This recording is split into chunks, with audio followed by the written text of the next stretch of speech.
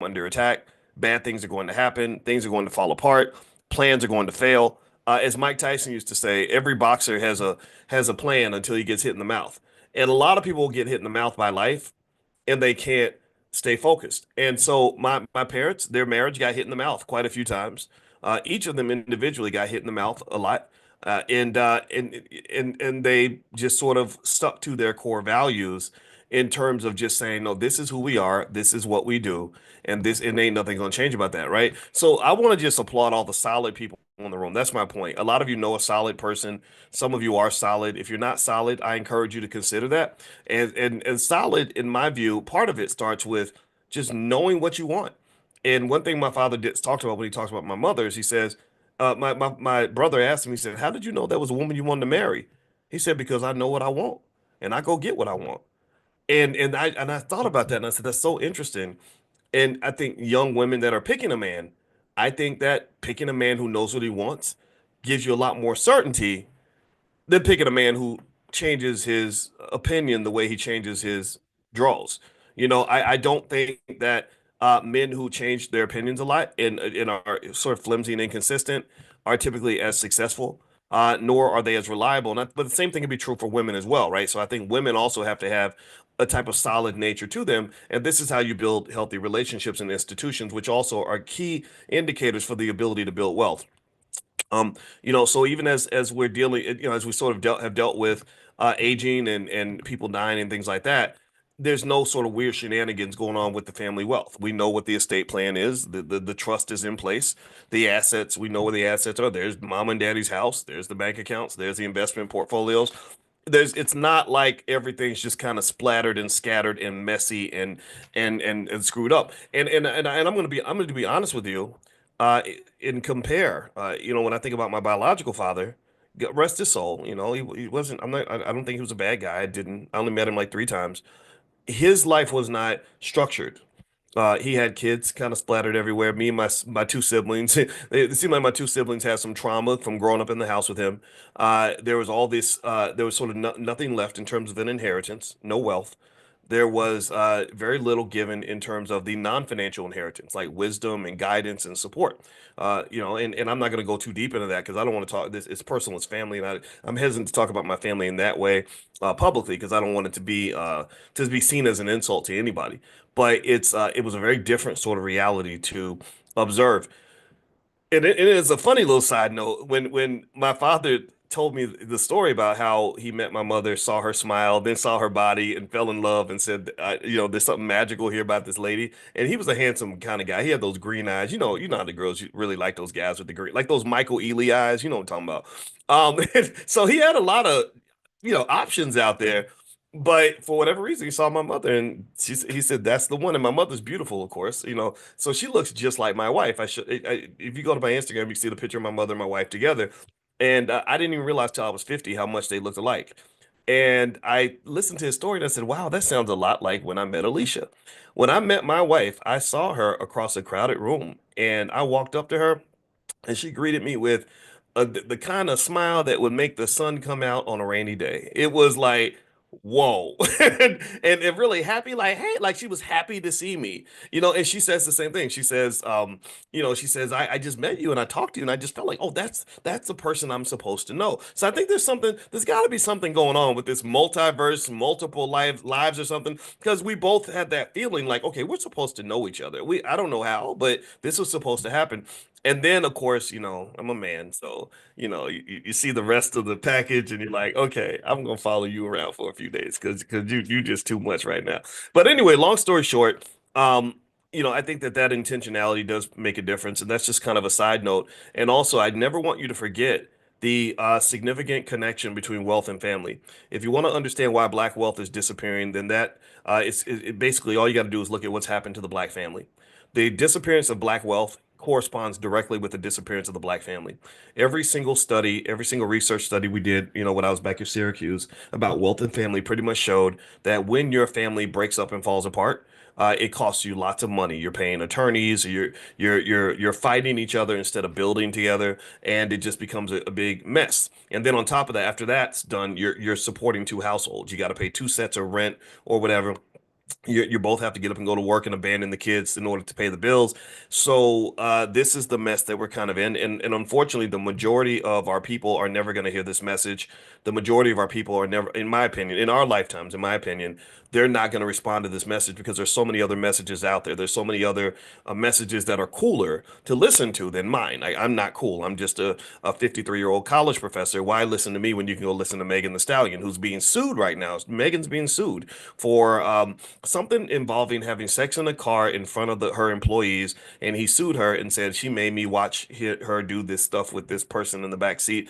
And it's just kind of like, well, and it makes sense to me. It's like, yeah, well, you don't, nobody ever trained you to understand that some of the shenanigans that they promote in hip hop, some of the goofball stuff that they get you doing in this in the corrupt part of hip hop. I'm not talking about the good rap. I'm talking about the crap rap, whatever that is. Um, that stuff will lead to workplace violations. When you have workplace violations, you can easily be sued by an employee. And the same person who was cheering you on when you were in the back seat getting it on with that lady, I think it was like girl on girl type stuff, that same person can go back and file a lawsuit and say, "Oh, I was so traumatized. You made me watch, and it was horrible. Now I need therapy and $10 million. And I need to take sleeping pills to be able to sleep. And every time I see a person wearing green socks, I start to go into a panic attack because they were wearing green socks when she was in the. Come on, man, give me a break. Get out of here with that stuff. We know what it is, right? This is somebody who became disgruntled and said, "Oh, wait, you're not supposed to be licking on another woman in the back seat of a car during work hours. You're not supposed to be doing that on the job. Like, UPS employees don't do that kind of thing." So if that were to happen at UPS or Ford or IBM, they would fully expect to be sued if they had these kind of shenanigans going on in the office. So long story short, I personally think that if our young people got more of this advice and information early instead of just being trained to follow what's cool and what's trendy, I think they'd be in much better shape. But instead, even if you get the bag, you're gonna blow the bag. I talked to a person who I really respect 2 days ago. He called me, gave me condolences about, my mama transitioning on, and I appreciated that. And we were talking for a minute. I heard from a few people in the entertainment industry. Ice Cube sent me a text, and I thought that was very nice of him. And we were talking about the stuff with Jay-Z and Diddy and all this stuff. And he said, "Oh, this is about a much bigger picture. This is a wealth issue. This is a wealth transfer issue. It's not as if anybody's surprised about the crazy stuff going on in hip hop. They've known about this stuff. They knew about the Diddy parties. They probably went to some. But it's a matter of positioning things in a certain way where they can come get your money and they can come get your power. And if you're not smart enough to understand that, if you're not strategic about it, then yeah, you all the hard work you put in, all you was doing was collecting wealth for somebody else. That's it. You're collecting wealth for somebody else. So anyway, let me move on. I'm going to move into another topic I kind of wanted to hit on today. Just a reminder, if you missed the financial slumber party, it was an absolute blast. I don't know how many of y'all were there last night. I bet some of y'all probably couldn't get up this morning because we were doing financial stuff and playing music and having fun. My wife came in from 11. I planned to go from like 11 Eastern to like 12:30 Eastern. We went from 11 Eastern to 2:30 a.m. and we just partied all night and it was a blast. And that's what I like. I used to think when I used to be in school, I would think of studying and partying as something you could do together. Like studying doesn't have to be boring. Partying doesn't have to be boring. Partying, going to did anybody notice like when maybe you were in college and everybody would go to the club and everybody would go to the parties and all they would do is just stand around and try to be seen or something and be bored to death. Like you can't have a conversation because the music's too damn loud. You're just standing there and you're seeing the same people you see every day and nothing interesting happens that night. That's very depressing for me. I was like, I'm not doing this goofy stuff. So to me, I think having fun should be done on terms that actually really works for you. And part of being I think a leader in life means do the stuff that works for you. Don't do stuff because everybody else is doing it. Do it because that's what you want. All right.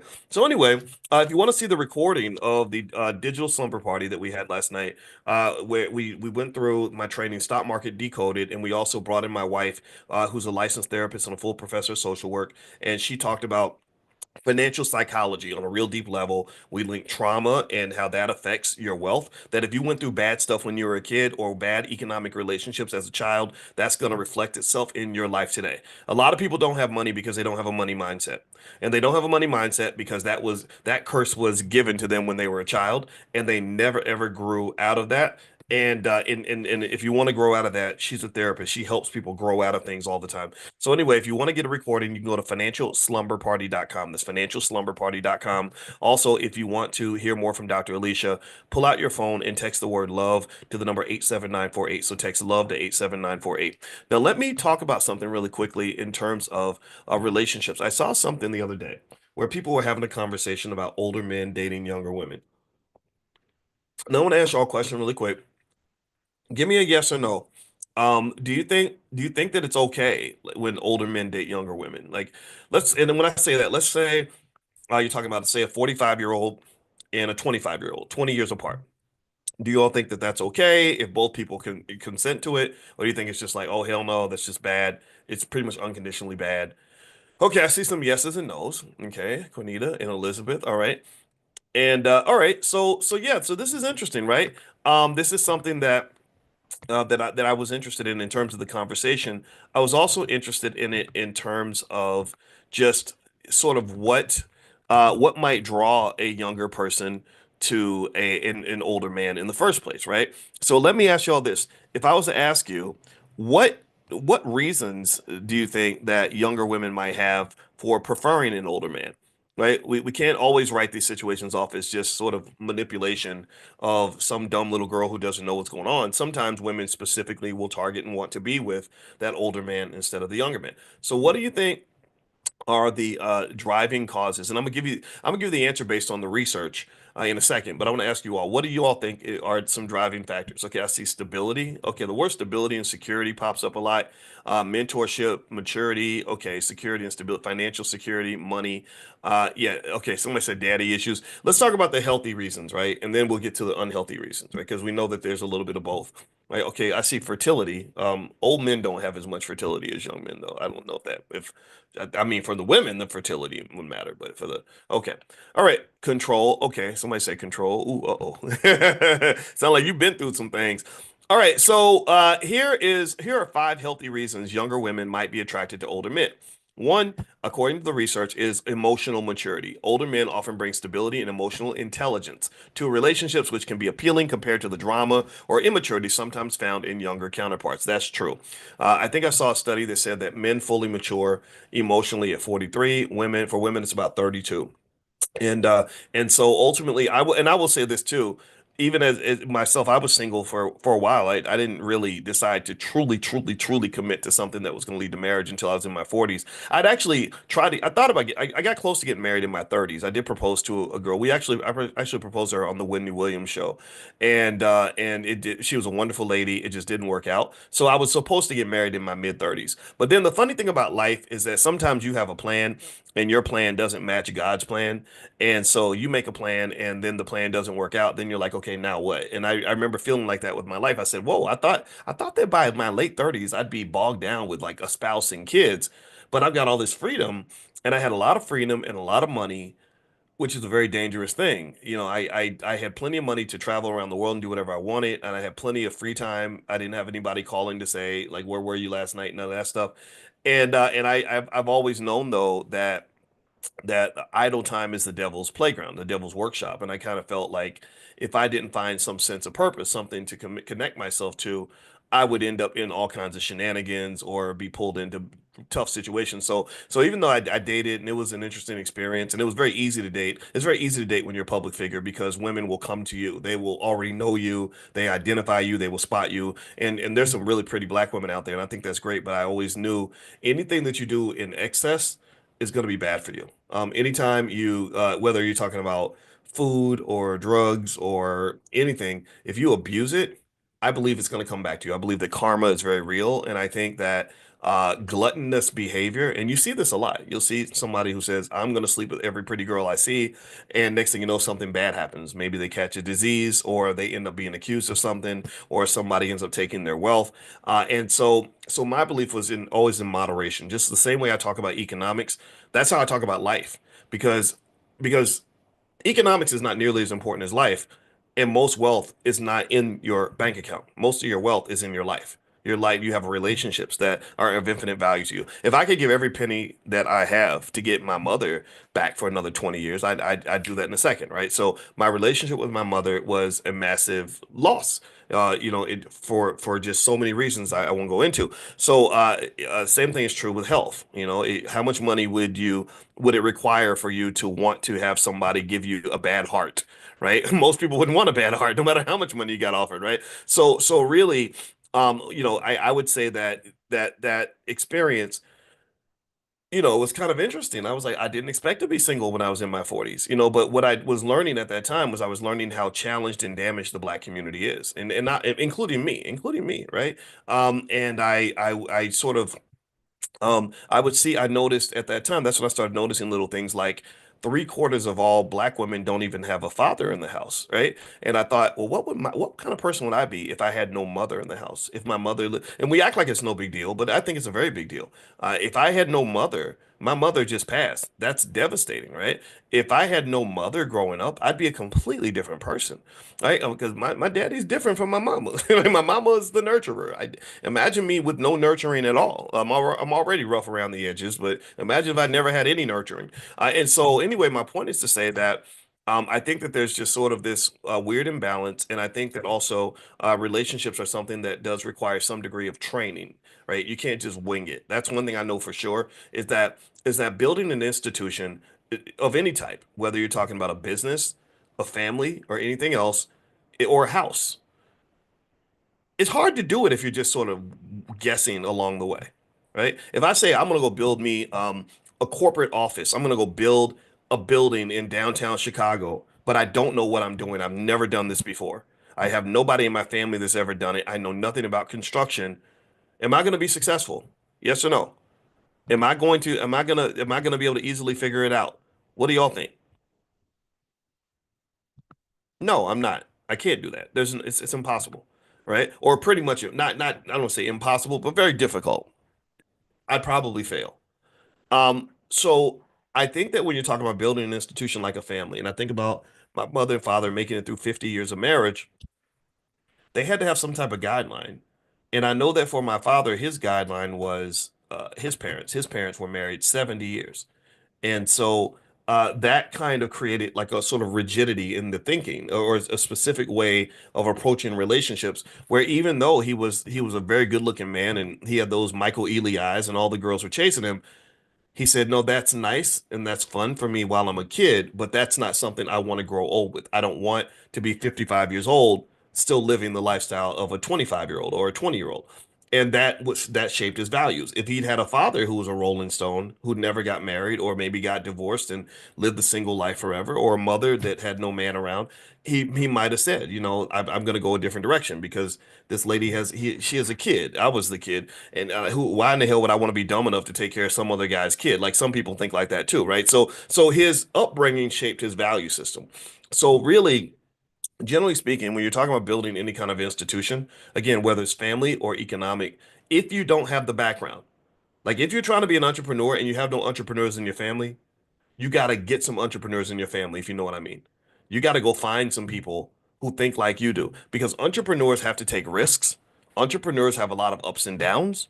Entrepreneurs have to find a way to make a way. Entrepreneurs have to have a certain type of resilience that regular people don't have. So if you're trying to do that in your first generation, well, get around some other people that can really give you a culture that's going to match your objective. Do you follow me? Same thing would be true just generally if you're a wealth builder. I mean, think about this. In fact, let me ask y'all, let's do this experiment. How many of you have families that don't build shit? I don't mean to cuss on a Saturday, but I just did. How many of y'all got families that can't build a damn thing? Ain't saved nothing, can't invest nothing, don't know what a stock is. If you hit them in the face, you say the word stock, they think you're talking about buying some socks. No, I got some socks yesterday at Target. Hey, how many of y'all got families like that? I mean, literally, ain't never thought about economics further than let's get a job and let's go spend our money. Anybody grow up in a family like that? Give me a yes.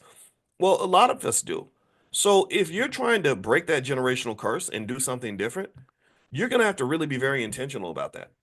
Intentionality is everything. If you're not intentional, then you're not going to succeed. You can't get there by accident. Just like my father met my mother and he was very intentional. Like, that's going to be my wife. He did not flinch. He did not second guess himself. He did not wonder if this was the right decision. He was clear. He put his eye on the he laser targeted his objective and he went for his objective. And that's, again, that's my when I talk to young ladies whenever they want to ask me about guys and whatever, I'm like, find a man who knows who he is and knows what he wants. If you don't know what he wants, that's very risky for you. That in literally in mathematical terms, from an investing standpoint, you're investing in a volatile, risky asset when you invest in someone who ain't clear about who they are or what they're going to do. Same thing is true on the other side, though. When you're picking a partner for anything important for you, you need to pick people that are solid. You need to pick people that are solid. You need to pick people that are solid. And if you're picking somebody who's solid, then damn it, you better be solid too. Because you're gonna attract what you are. Right. So if you flimsy, like, oh, you ever see that? Like, where people be like, oh yeah, we're gonna do it, man. We're gonna do it. Yeah, let's call. Okay, I'm gonna call you tomorrow. Okay, we're gonna get on the phone tomorrow. Talk about, okay, all right, sounds good. Okay. And then nothing happens. How many times have you seen that? How many times have you seen that? Happens all the freaking time. All the freaking time. You can't build nothing like that. You can't. You need people that are solid as a rock. Ashford and Simpson. I saw that in the chat. You need, if you are gonna be solid, you need to get solid people around you. If you get solid people around you, you must be solid for them. Because there are some people who will just match your energy. I'm one of those people. If I can smell flimsy people in a second. I can tell. I can smell a flimsy Negro. One young lady that I used to mentor, she wanted me to meet her boyfriend, and I met this guy, and I'm like, "Hey, how you doing?" He's looking at the ground. He gives me this little whimsy little girl, like, gave me a handshake like a 9-year-old girl, and looking away. And she asked me, she said, "So what do you think? What's your honest opinion?" I said, "Do not ever have a baby with this man. This man will never take care of his kids. He probably does not have a father because everything that I saw reeked of the exact opposite of determined and intentional masculinity. I did not pick up any of that." And then she started telling me more of the story. She said, "Yeah, well, he's got two babies mamas and blah blah blah blah." And I'm like, "Yeah, of course he does." Because he doesn't commit to shit, right? He's not because commitment is hard. Commitment is very, very hard. Most people, I believe, again, I'm old school. I'm kind of extreme about this. I believe most people don't know a damn thing about commitment. They don't, because we base everything on feelings. Well, I was gonna do it, but then I started to feel bad, and then it started to get hard, and then I started to feel like it wasn't, and then they're just like, so then I did something else, and I get it because life provides lots of excuses for you to fail, for you to give up. Which, in my view, means that if you're one of those people that can get past that, they can say, "No, I'm going to finish because that's what I started. I'm going to do it because that's what I said is going to happen." Like my father, I'm going to marry that lady because that's what I just said is going to happen, and ain't nothing going to get in the way of that. Oh, and I didn't tell y'all this. This is funny. This is how gangster my daddy is. He said there was another guy sitting next to my mother, and he had just come back from Vietnam, and he said, "If you talk to her again, I'm going to kick your ass." He literally said, "Now that's toxic as hell. Don't get me wrong, very toxic, but it got him a full family and a couple of kids out of it, right? It got him me, and I think I've been a pretty good asset to my dad. I bought him a car and helped him pay off his house, all that stuff. So he got his assets in life, financial, emotional, and otherwise, because he had intentionality. He had intention. He had clarity, a purpose. So I ask you this question. I say to you, in what areas of your life do you have clarity of purpose? What areas are you intentional? What areas of your life are just non-negotiable? And that's something you're gonna have to ask yourself about. Because if you let a situation or a person or a barrier knock you off your perch easily, it's gonna be very hard for you to do anything or build anything solid because you're not even approaching things from a solid perspective. And this principle applies to business. This principle applies to relationships. This principle applies to socioeconomic politics, every single issue.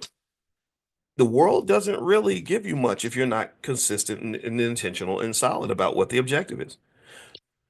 Now let me move on. Let's get back to this topic of older men and younger women. So let's get some healthy reasons why younger women might be attracted to older men. According to the research, the emotional maturity piece, I've seen that to be very important because women like I think the emotional vulnerability and ability to connect and understanding your being in touch with your emotions seems to be very important to women. Life experiences and wisdom. Some women want a man that they can learn from, right? Tell me if you agree. Tell me if you've seen this or felt this. Established careers and stability. Every single study, when I wrote my book, Financial Lovemaking, back when I was on the faculty at Syracuse, I became absolutely intrigued with the innate, million year evolutionary connection that women have to things that indicate security.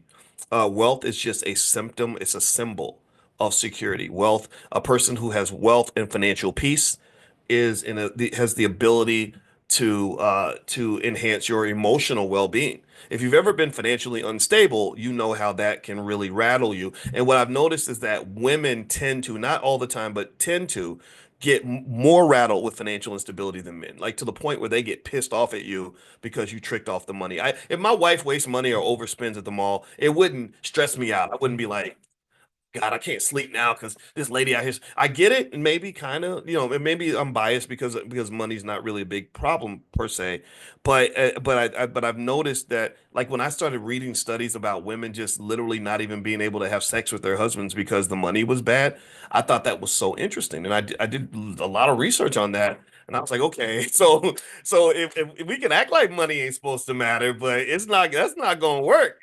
I think you're getting out of alignment with nature. I really do. I really do. When you get to the point where you want to act like money doesn't matter and that a woman won't care that the man that she selected is unable to provide for her babies and protecting her babies is literally the, if not one of the top priorities in her life.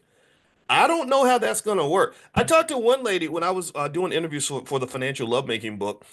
And by the way, you can have the book for free. You can have an e-copy. If you go to boyceandalicia.com, boyceandalicia.com, the e-copy of the book is there. So Boyce and Alicia, just me and my wife's name. I interviewed one lady and I remember she was telling me about how she'd been saving money for her children to go to college by putting money under the bed or something in a bucket like or like dollar bills and change and stuff. And by the way, that does add up to a lot of money over if you do it consistently. So they had hundreds, if not thousands of dollars saved up under the bed, right? But she was surprised. She was kind of confused because it seemed like it wasn't growing, like it was kind of staying flat or even going down, but she's putting all this money in here. And so she eventually finds out that her husband was going right behind her and taking money like $20 here or $10 there out so he could pay for his lunch. So he would let her save all the money and then he would take it and spend it on his lunch. And woo, when she found out what he was doing, and I remember listening to, I'd never forget her, the way she described it. She said, you literally ate and shit out our daughter's college education. I mean, she was like steaming mad. I mean, and she literally, I mean, at that point, I think they did get a divorce because at that time she was like, I'm sleeping with somebody else now. This man is a loser. And I'm not advocating for any of that. I'm just saying that some sort of ability to provide resources, but also to protect, preserve, and grow the resources is essential. I don't know how you get around that. I don't know how you get away from that. And so yeah, if you think that younger women like older men because of the money, yeah, they do. And I don't think it makes them gold diggers. Maybe there are gold diggers out in the world for sure, and I think that that's a problem. But really, the general idea of economic security is something everybody should want. The idea that you can be uncomfortable in an uncomfortable, or sorry, the idea that you're supposed to be comfortable in extreme discomfort is not even logical. So what else they said? They said the younger women like older men for confidence and self-assurance. That's true. Years of experience bring confidence, and confidence always works. Every study shows that. Also, a different approach to relationships. Older men may prioritize meaningful connections and are often more patient, attentive, and intentional. There's that word intentionality. Intentional in relationships compared to younger individuals. So the young boy doesn't know what he wants. The older guy maybe says, "I want you, and I want this, and this is where we're going, and maybe put your coat on, girl. Get in the car. We going to eat at the steakhouse, right after. And after that, we going to the movies, right? Sometimes people like that, but it depends on the person. You can't generalize. All right, so here are the unhealthy reasons that some young women may want older men. One, unresolved daddy issues. Women with absent or distant fathers, which is actually, remember, the majority of black women do not have their father in the house. I know that there are all these studies about black fathers being involved when they're outside the house, but I'm going to challenge some of that a little bit in the sense that I kind of think that I just think again I just flip it and I say, well, what if my mother, says, hey, I'm still gonna be a good mom to you, but I'm gonna move across town and you're gonna see me twice a week.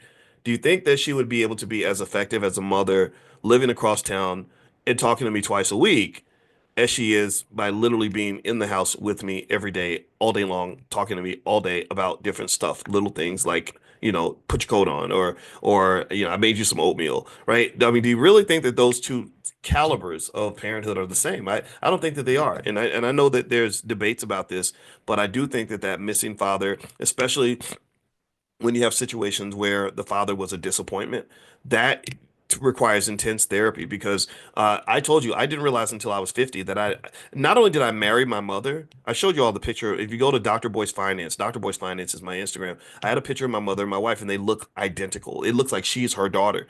And it wasn't until I was 50 that I realized that not only did I marry my mother, but I've dated my mother 2 or 3 times. I really have. I did. I had a girlfriend named Robin, which is my mother's name, in college, and I didn't even like the girl that much, but something just had me there, and I was like, why am I even here? I was looking like Travis Hunter for a little while because this girl was tough. She was not fun to date. But anyway, with that being said, a lot. I argue that maybe sometimes when you see women that choose the wrong men, and they, next thing you know, you're pregnant by a guy who looks like your favorite rapper.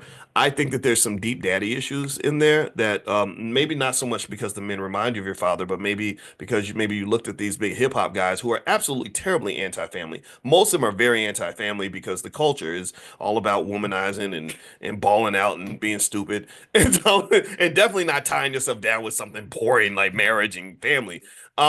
I don't know. I kind of think that these rappers kind of become like these father figures in the black community, these men that we end up looking up to, and some of them, I know some of these guys personally, and I'm like, some of these guys are just complete total degenerates, like this absolute degenerates. It's unfortunate. It's kind of strange to me that we have, and I'm not saying all of them are. That's obviously not true. I told you Ice Cube is my friend. He texted me yesterday, and he's been married to his wife for 30 years, something like that.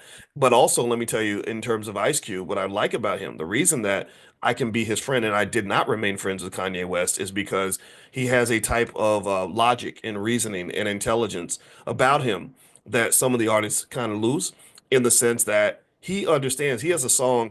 I kid you not, and I'm going to go on a small little tangent on this, but it relates back to the wealth thing. He has a song from the 1990s. That if you're a big Ice Cube fan, you would know this song. And I don't remember the actual name of the song, but the chorus was had it involved the term ass over cash. And what he was basically, excuse my French, but he's basically saying that these young guys get themselves in trouble because you don't handle your business. You're out chasing so much booty and chasing so many different women that you lose focus, and then you end up losing all your money. You end up ruining what's going on. You end up messing up your situation. You end up putting yourself in situations where you get arrested or killed or lose everything because you are so distracted by the sex, right? And so I thought that, and I remember hearing that song. This was years before I met him, and I listened to it as a 28-year-old, and I said, I get this, I understand this song, and because what it says is that part of manhood should be predicated on understanding. Yeah, there are benefits to being a man, especially when you're a successful man. You should enjoy some of those spoils, but when you do things in excess, you're going to pay a price for that. You're typically going to pay a price for that. And if you don't, hey, acknowledge that, and you don't have, this is why mentorship is so important for young men. When we lost our fathers, when they locked up all those black men, I told you I've been mad about that for 30 years. When they locked up all those black men, these little boys did not have any guidance. They didn't have anybody to say, hey man, look, slow down, stop that, don't do that, don't go shoot him, or no, don't. You got too many women running around. You got to focus, man. You need mentors that will do that for you so you can understand how to play this game strategically. Life as a black man is very strategic. If you are not a chess player, you will lose the game.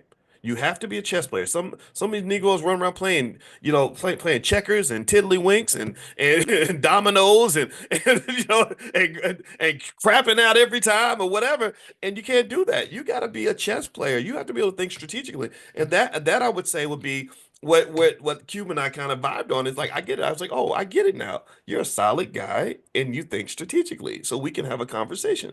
If you're a goofball who gets caught up in anything that's popular, I don't even know anything about that. I'm not interested in that. So anyway, let me finish up. Let me read a few more things. All right, so they say that women like unhealthy reasons. A younger woman might be attracted to an older man.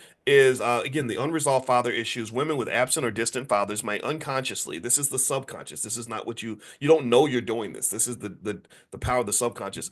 Unconsciously seek older men to fill a parental or nurturing role, leading to dependency rather than a balanced partnership. So they have a Freudian theory on parental dynamics that basically says that if you don't address that daddy issue, you're gonna be picking wrong. You're gonna end up in bad situations relationship wise for the rest of your life. My wife, who is a therapist and also an expert on the subconscious mind, talks to me about she kind of schooled me on a lot of this. And I'm telling you, if you really want to elevate yourself, elevate your life, either get the therapy, do the work, or whatever is required to deal with that subconscious issue. And my wife, her website is coachingwithdralicia.com. So if you want to reach out to her, feel free to do that. That's coachingwithdralicia.com. Power dynamics. The older man's perceived authority or financial control can create a power imbalance. True, which might feel attractive initially. So you're excited at first because you got this big, powerful man and you're attracted to his confidence and the fact that I don't know, maybe he's a big, tough guy. You think he might slap you around, but he doesn't actually do it. So maybe that's exciting or something weird like that. Initially, but so it feels attractive initially, but can lead to manipulation or lack of equality. So studies on power imbalances in relationships pretty much do say that, right? So when someone else has more power over you, you have to be very careful about who you give that power to. And I've actually even gone raw in my book, Financial Lovemaking. I tapped on this a little bit. I learned a lot more over time. But I learned the power of sex and how sexuality has different impacts on men and versus women. There are various chemicals that get kicked off when you have sex with another person. One was phenylethylamine. I remember that. Then there's dopamine, oxytocin, and one more, various endorphins that in which create three particular sensations when you have good sex. One is you get the high from the dopamine. Two, you feel very relaxed. And then three, and this really, really impacts women on a heavy level.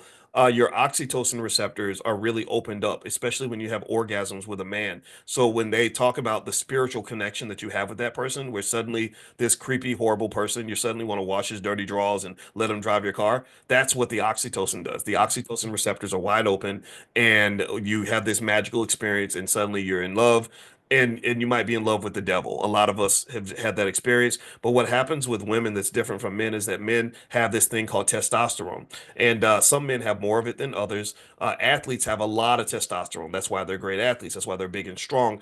And the testosterone partly neutralizes the oxytocin. So the effects of the sexual experience impact men differently from women. So that's why you have those scenarios where the man is like, okay, I gotta go to basketball practice now, and then I'm gonna go see my two or three other girlfriends later on, and the woman's like, oh, I hope he calls me today, And I'm not saying that that happens all the time. Obviously, you can't stereotype, and there are some women that I guess are working to engineer themselves to have that same sort of detachment, but I think it comes with a greater price. Comes with a greater amount of pain, to the point where it almost seems like sometimes I've seen cases where women are pretending like they don't care, but then there's like something that just happens where the soul feels empty because you've given yourself to so many different guys and stuff like that. So honestly, long story short, I think that I can tell you this: when I started understanding that, a lot of things made sense, and when I started understanding the power of sex, it really made me think about why things happen the way that they do. For example, black people have a high amount of trauma from things that we've gone through. So, my wife should be here explaining this better. She can explain it better than I can because she also teaches a class on addiction, a university class. So she's a lot of addictions are an outpouring from trauma. You have unresolved, unhealed trauma, which it's all over the black community. It's like the biggest STD in the black community, if you will, the biggest virus that's out there. And so the result of undiagnosed, unhealed trauma might mean leaning toward various addictions, which might be a sexual addiction. And we don't think of it as an addiction, but it can happen that way, and it just creates a lot of chaos. That's unwanted pregnancies, STDs are like through the roof. And if you watch like the Shade Room, you'll notice every other post is something sexual, right? Sex, sex, sex, sex, sex, right? So I would encourage you to, in your own journey, if you're trying to accomplish goals, financial or otherwise, uh understand yourself, figure out like the areas where you're making mistakes and why those things are happening, and that a lot of times will come through a therapeutic process. And then not only will you understand the world better and understand yourself better, you'll be able to position yourself where you want to be, like, right, like you won't make a plan to go over here and then end up over there. Or like New Year's is coming, how many people do y'all see every year that have these big New Year's resolutions of all these things they want to accomplish this year because 2025 is new and fresh? This is what I'm going to do. I'm going to be a different person. 96% of all people do not fulfill their New Year's resolution. 96%. So you're not going to fulfill the resolution if you just do what everybody else does. You'll be like the 96%. So the question to ask at that point is, if you're serious enough about it, is how do I become part of the 4%? Like what do I need to do to make sure I don't end up keeping continuously making promises to myself? Oh, I'm not gonna mess with this type of girl, or I'm gonna leave this relationship, or I'm gonna build this business, or I'm gonna quit this job. What are you gonna do to make yourself part of the 4%? What are you gonna do? And I can't answer that for you. I'm just encouraging you to ask yourself that question. So let's keep going. Other reasons they say that young women might be attracted to older men. These are the unhealthy reasons. Low self-esteem. They say younger women with low self-worth might gravitate toward older men who they perceive as out of their league, relying on their approval for validation. And again, this is where the whole daddy thing comes, right? Because the daddy is supposed to validate you. The daddy's supposed to tell you that you're beautiful and smart and capable and everything else. And at least where I come from, that's I'm thinking old school here. Maybe you feel free to disagree with me, but I remember even hearing my mother talk about when she met my father. And she said, I thought he was too attractive for me because all the girls were swooning over him because he had those green eyes. And my father said, though, I thought your mother was beautiful. She was the most beautiful thing I'd ever seen. But my mother did not see that in herself. So my brother asked a really hard question for her. He says, so why did you feel like why do you think you felt that way about yourself? Why was your self-esteem low? And she said, well, because we had so many kids around growing up. Like, my mother's sister had 10 kids and we had five, and then her other sister had another six or seven kids. So kids never got one-on-one attention. There was not, and I can add this part. To my knowledge, there was no older man around to validate and love them without eventually meeting grown men who are like, yeah, girl, I think you're great, and I also want to sleep with you, right? That's what unfortunately a lot of girls go through. So that missing father is really part of the missing wealth in the black community, because it's not just financial wealth, it's also emotional wealth, cultural wealth, social wealth, it's and political wealth, right? So ultimately, this is a big thing. This can happen a lot. So the daddy issues can lead to dating the older men because everybody needs a daddy at some point. So moving on. Um, Avoidance of peers competition. Some younger women might feel intimidated by competition with peers and seek older men, believing that there's less pressure to compete or meet certain social expectations. Interesting. And this comes from studies on social hierarchies and romantic preferences. So it seems like what they're saying here is that if I'm a young girl and I'm tired of trying to compete for the young guys around me by trying to have the nicest body or, perform the best in the bedroom, maybe an older man who's more settled might put me in a space where I don't feel like I have to be as competitive. And that might be true, right? I don't know. I mean, if you date an older guy who's a little more settled, who's kind of like, look, I'm not looking for a million women. I got stuff to do. I just want one good one.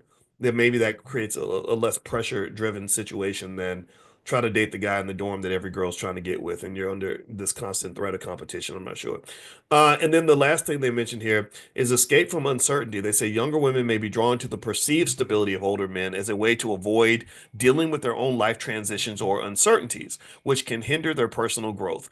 This is connected to attachment theory and fear of independence. Interesting. So you have, so maybe you're uncertain because you moved out of the house and you're afraid, or maybe you have these other areas where there's uncertainty, and you have this other older figure that's kind of like this pillar in your life that can provide the certainty that you're seeking. But unfortunately, I guess they're saying that in a toxic case, you're never going to develop independence because you are depending on someone else. So maybe it becomes a codependent situation. I'm not sure, but I will say this: one thing I've noticed universally that to be universally true is that the economic piece pops up everywhere in relationships. I don't think it's realistic for a person, especially a man, to think that you can have no money and be as appealing as the guy who has, financial security.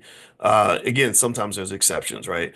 But but overall, I kind of think that we're kind of hard on people when we say, oh, all you care about is money, or why would you expect a man to take you to the Cheesecake Factory for dinner? He doesn't even know you like that, And I think that some of that really reflects the economic desperation that exists in the community, like right, like the goal of America, in my opinion, has always been to keep the black man as a child or as feminine or as a clown. That's why your biggest most famous black men in America tend to be comedians, rappers, and athletes. All these are very childlike professions. They're not building rocket ships. They're not out, negotiating multi-billion-dollar deals with foreign countries. They're not those are not the black men that can tend to end up on the covers of magazines. It's some guy that's playing a sport like a child, some guy who is telling jokes like a clown, some guy who's rapping and disrespecting his community the whole time. N word this, B word that, right? Just really in all these ridiculous, clownish, entertaining behaviors. And so, so ultimately, that it creates a power imbalance as well as a massive financial issue. And my belief in terms of what the solution is that black men who really want to be men and be human have to start businesses. If you want your humanity back, you're going to have to build institutions of your own. You have to be a builder. If you go up to knock on the white man's door and say, "Hey, I want you to let me have some power in your institution," the world does not work that way. It just doesn't. So a lot of black men that are struggling financially, um, rather than us sort of shifting the culture and confronting the culture and building on our own, and some guys are doing this, right? There are a lot of men who just say, well, let's just complain about the women. Let's just get mad because the women get better jobs, or mad because the women have more financial stability, or mad because the little girl, instead of spending her life dreaming about growing up and becoming an NBA player, she spent her time in the library, right? She wasn't thinking about trying to bust a rap and put out an album. She was thinking like, how do I become a medical doctor? How do I become an attorney? And what this has kind of done, and this is where racism does exist, on a major level, is it's created this weird imbalance in the community where we're trying to figure out like, how do you build healthy relationships when the male is in many cases incapable of providing the financial security that I innately need to have as a woman, right? And there's all kinds of solutions. Some women say, I'm gonna go date the white boy, right? Because he's got money. Or and then some women, say I'm gonna stay single or whatever, or I'm gonna date around. And it creates these weird ecosystems that are hard to kind of understand and explain. And I think one way to adjust that is I think we got to be really intentional about how we train our little boys. The big shiny crap, the big shiny shit, that's what it is. The big shiny shit is a distraction. When I go to a classroom full of black boys, where they're all being educated by white people, by the way, and half of those damn boys tell me they want to be a basketball player or a rapper when they grow up, do you understand what that does to the structure of your families 20, 30 years down the line? I mean, can you imagine the frustration of trying to build a solid, mature family situation with a guy who's a broke ass 35-year-old rapper? I'm not making fun of I'm not making fun of you if you're a rapper. I know 35-year-old rappers. It's cool. But the recording industry doesn't have room for all of y'all. All of y'all can't get into the Diddy party. Right? And even if you do, what kind of man are you going to become at that point anyway? Like I just really think that um I would love it if black boys were trained to at least know about not just the plan B, but what should really be the plan A. The plan A should be build something of your own, build some wealth, get some stability, get some security, and then your plan B could be like, okay, I'm gonna try to put out an album in the meantime or whatever. I don't even think that the entertainment stuff should be the plan A anymore at all. Sports should not be the plan A anymore at all, unless you are identified as the next LeBron James at the age of 14 or something. In that case, I can understand why you're focusing on your basketball. But Lord Jesus, we got little 5'8" Negroes out here thinking they're gonna be in the NBA. You can't go to the NBA. You're 5'8". Sit your short ass down and go do something else. It's crazy to me, right? Like, did anybody watch Hoop Dreams? Remember Hoop Dreams where they had the poor kids that were, thinking I'm going to go to the NBA, and the whole family buys into it. Like we're all going to get to the NBA. You're going to be, and anybody who knows basketball could have watched 10 minutes of that movie and said, neither one of y'all going to the NBA. You're too damn short. You're not tall. NBA players are big and strong and like they're literally like abnormally large. I got a guy in the house upstairs. I'm his bonus dad. I got a guy upstairs right now who's 6'9". He could have had a hoop dream, and I would have been like, you know what? Let's go work, let's go to the court right now. Let's work on the jump shot a little bit because he could have had a chance. And he is so abnormally tall that literally everybody looks up when he walks into the room. When he walks in the room, everyone's like, "Oh!" And he's good looking and smart. And I'm giving him, I want him to have that confidence. I'm like, dude, you own the room until you give it away. So carry that, right? Because I'm like, man, do you know what I would have given to be 6'9"? I wish I was a little bit taller. I wish I was a baller. I wish I had a girl who looked good. Well, I got that. But anyway, yeah. But the thing is that that's really rare. That's very, very rare. So really the thing that drives me crazy about the stupid hoop dream that they sell us when we're kids is that number one, that's not even the best way really to make money in general, in my opinion. But then number two, even to have a chance to win the basketball lottery, you got to win the genetic lottery. The genetic lottery means you got to be part of the point one. I think that the 6'9", I think that less than 0.1% of the population is as tall as our son upstairs. Like literally one in every 1,000 people or something ridiculous like that is that tall. So it makes no sense um to to even talk about that. I would encourage you to make sure that your son understands these things. And I don't care if he feels like you are a dream killer. Travis, please stop putting your phone number in the chat, man. That's something we don't like for we unless we specifically ask for that. Let's try not to do that for security reasons. I don't want people, we don't want that kind of stuff. Just sort of like so if you want to do some marketing or something, you could talk to our team.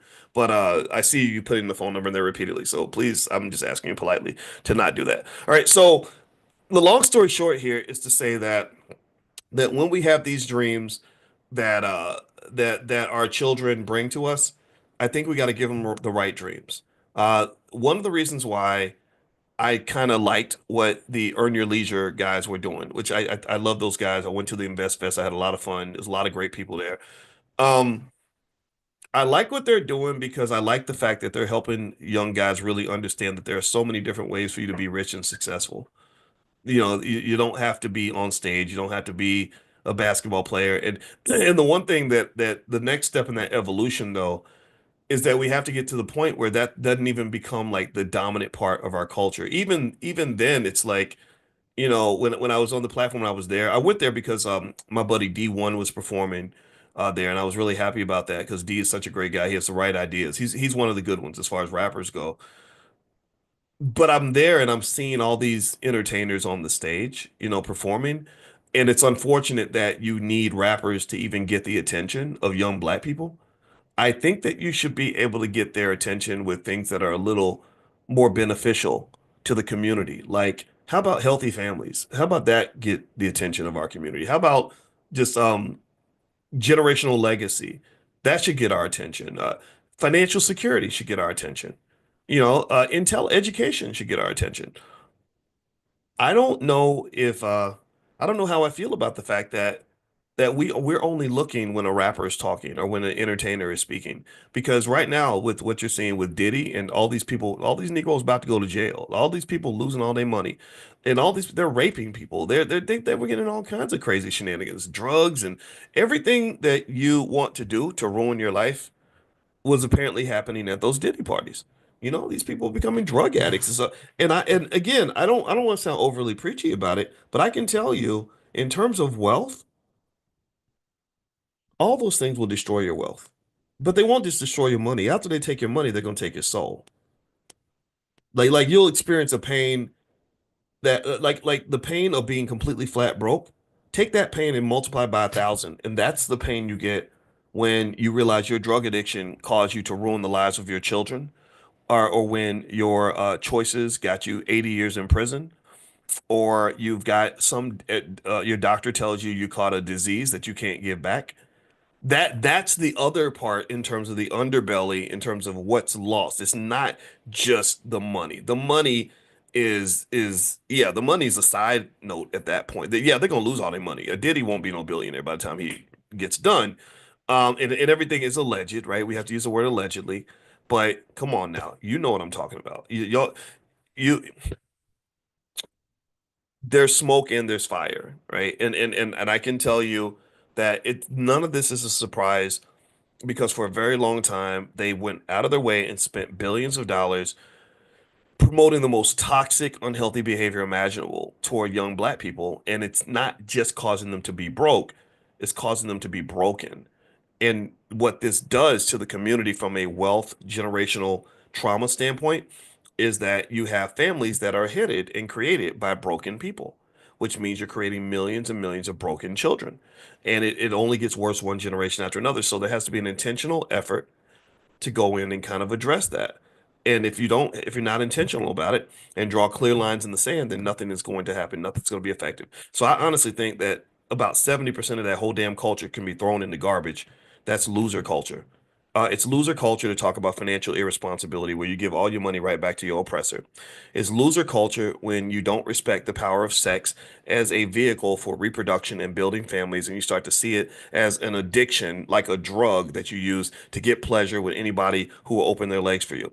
It is destructive and harmful when you are talking about your women, the people who gave life to you, who gave birth to you. My mother, there's nobody more important than my mother because my mother's why I exist. And you talk about your women like they're garbage, and then you train them to act like garbage. You train them to get on stage and leading booty first, and 12-year-olds wanting to twerk instead of actually growing their minds and their spirits. And then you're talking about, and then you're celebrating the murders of black people. You got songs where they're talking about killing black people, like the Klan.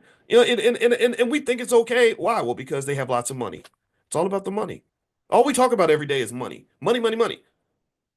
Why? Well, one of the reasons that you want to learn about money is so you can understand that you can make money and not make yourself look like a damn buffoon in the process. You can make money without embarrassing and jigabooing yourself into oblivion. You can make money without making your whole family and your community look like a bunch of idiots. There's plenty of ways to make money. So I believe that as a state of emergency, our community must prioritize economic intelligence among our children so that they will not do ridiculous, harmful, self-destructive things that destroy entire generations out of economic desperation. When they have an economic need, they will have multiple ways to fulfill that need without going out here and doing stuff that is gonna ruin their lives. So that's all. I'm done talking about this. I know people, some people get mad. They think oh, you're preaching and all this. Man, shut up. I'm serious. Like when people talk, I'm like, just shut up. You don't know nothing. You're full of crap right now. Uh, because you can't look at what's been going on in this culture and say, well, this is who we want to be. This is not who we want to be. This is not the outcome that we want. And also, you must connect the culture to what's been going on. Black wealth is disappearing. Black families are disappearing. Black people are struggling. And the conversations are just infinitely juvenile and immature and ignorant and ridiculous and backward.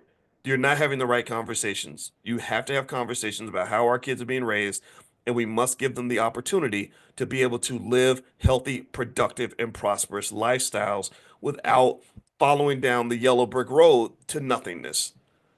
In fact, I went now I'm to the point where when I hear about somebody becoming a successful rapper, I feel sorry for them. I really do. I say, wow, not only are you going to probably have some sort of miserable failure at the end of the day, but it's going to be even worse because you think you're successful. Like you're 22 years old, telling everybody, that they can be like you and how great that is, but you're rapping about murdering black people and putting yourself in all these dangerous situations where at some point somebody ends up dead or in prison, and then you lose all your wealth, and they move on to the next Negro in line. That's how this stuff works. So anyway, I'm done talking. Let me stop before I just keep on preaching too much. And I apologize if I sounded preachy, but I really, really feel this way, and I cannot hold that back because I worry too much about our people. And for those of you that are trying to shift that, I encourage you to go back to the three key areas of success in life: health, wealth, and relationships. health, mental and physical health. Are you working on your mental health? Are you getting the therapy? Are you healing the trauma? Or are you just swimming in the ignorance and the trauma and the self-destruction that's being so heavily marketed to you? When it comes to physical health, are you looking at the food that we're eating? You know that they're poisoning us. The FDA has been asleep on the job for a very long time, and corporations are putting dyes and chemicals and all kinds of crap in your food. Everybody's getting cancer. My mother just died from cancer. My father has cancer. A lot of you have relatives who've had cancer. That's because about half of all Americans at some point are going to get cancer because they are poisoning you. They're killing you, right? So are you going to address that or are you going to just ignore it? Going to the gym, eating better makes a big difference because health is wealth. If you lose your health trying to go get wealth, then guess what? They're going to take all your wealth to give you a little bit of your health back. That's what they do. They hold your health for ransom by poisoning you and then charging you money to help deal and manage the poison, the effects of the poison.